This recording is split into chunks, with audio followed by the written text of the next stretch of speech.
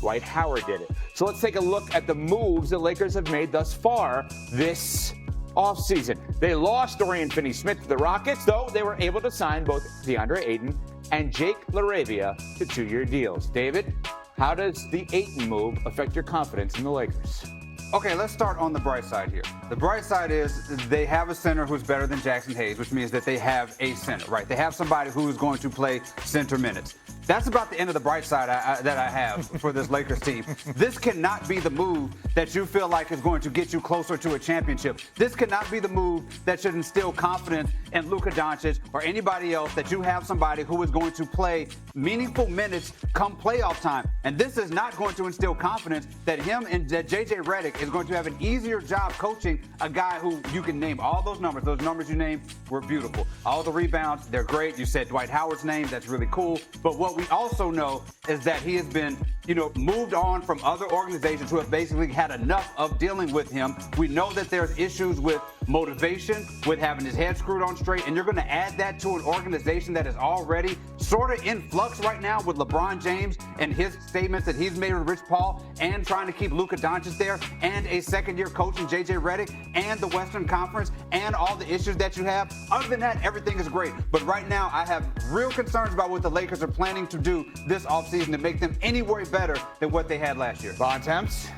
I mean, that's sort of the problem, right? Like, everybody's looking at how can the Lakers become a contender. The Lakers weren't really a contender last year, and there wasn't really anything sitting out there in front of them that was going to make them a contender this offseason. Like, yeah, they signed DeAndre Ayton. He's one of the better centers that's been available. He has his flaws, but he is a talented player. He's more talented than most of the options they had at the start of free agency, but that also wasn't going to fix the various flaws that this Laker team has, which is the reason why they lost in 5 games to the Minnesota Timberwolves in the first round. The Minnesota Timberwolves team that went on to lose to 5 games to the Oklahoma City Thunder in the Western Conference Finals, right? That is the kind of gap that we're talking about with where the Lakers are at. The Lakers are 4th in the betting odds right now. They're 4th in the betting odds because of the proximity from Los Angeles to Las Vegas. We are still in a world where, Vegas dominates where the odds are set. The Lakers really are a team that is barely a play-in, or barely a borderline. They are a borderline play-in team in the Western Conference.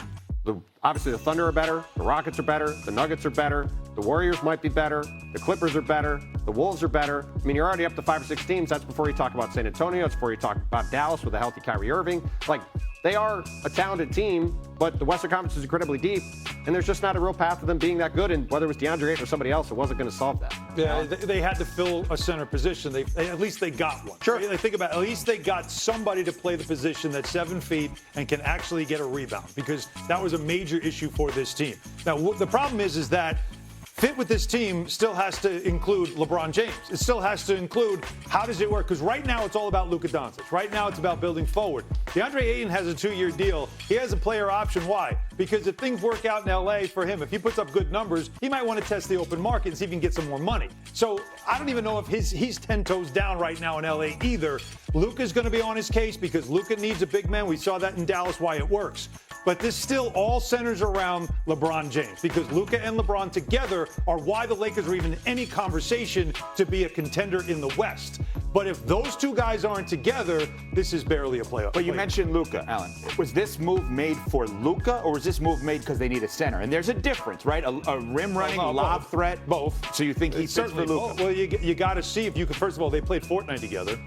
So that's cool. Okay, cool. You have that. But I think from Dallas, the right way to build around him is you definitely need a pick-and-roll center. You need somebody that can rebound and get outlets. That's what Luka likes. So you get a player for Luka. So it is for now and it is for the future. Hey, if this works, if this hits, we have a guy that we can take forward because he's still relatively young and he's still a guy that hasn't even touched his potential yet as a former #1 pick. He is a double-double machine, but he's got to be motivated every single game.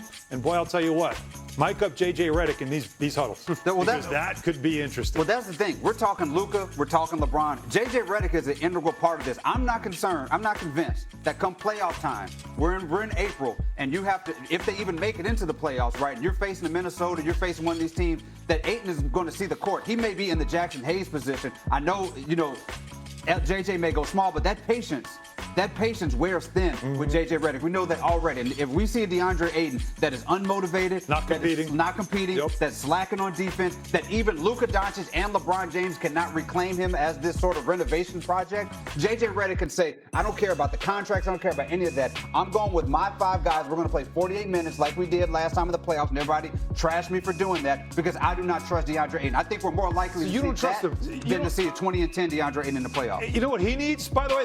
We're talking about the Lakers and Luka and all that stuff, but how about a guy that was the #1 pick? This is it. Like, this is it. How could you not be motivated? It's the Lakers. If you show up and you aren't competing for a rebound, or you're a passenger, or you're somebody that's an observer, you're not even on the bus. No, you can't have that kind of year in LA. You could do it in Portland. Nobody's paying attention. Even in Phoenix for a minute, it was sort of like everybody just stopped paying attention to Phoenix.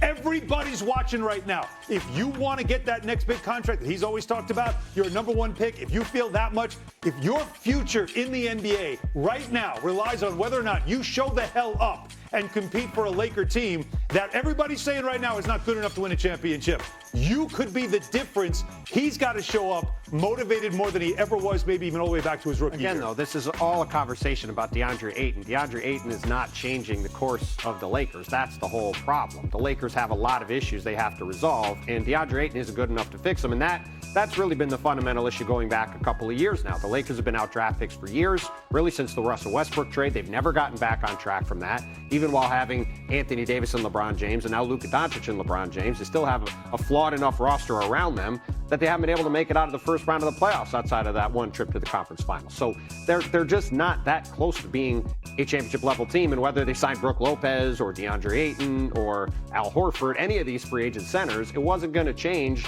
that fundamental reality, which is this team has to get better in a variety of areas, and they have very few ways to do so. But if you're somebody that is convinced LeBron is going to be on the Lakers next year, which I am personally not, and I don't think you are as well, Alan, but I know you guys are. If you're convinced LeBron is going to be on the Lakers next year, isn't this his specialty?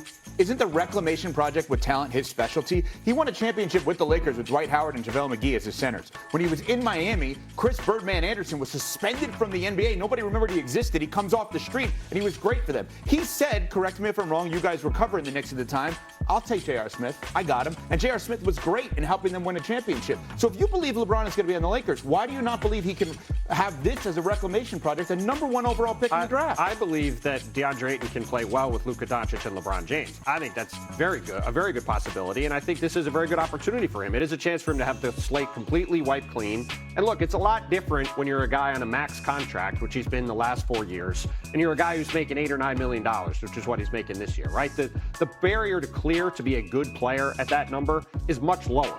And if he comes in and plays to his potential, he could be an impact player and a big difference maker for the Lakers. There's no question about that. He might have the highest upside of any center that they could have realistically gotten, but that's a different question than the question that's on the screen. How confident are you in the Lakers after this move?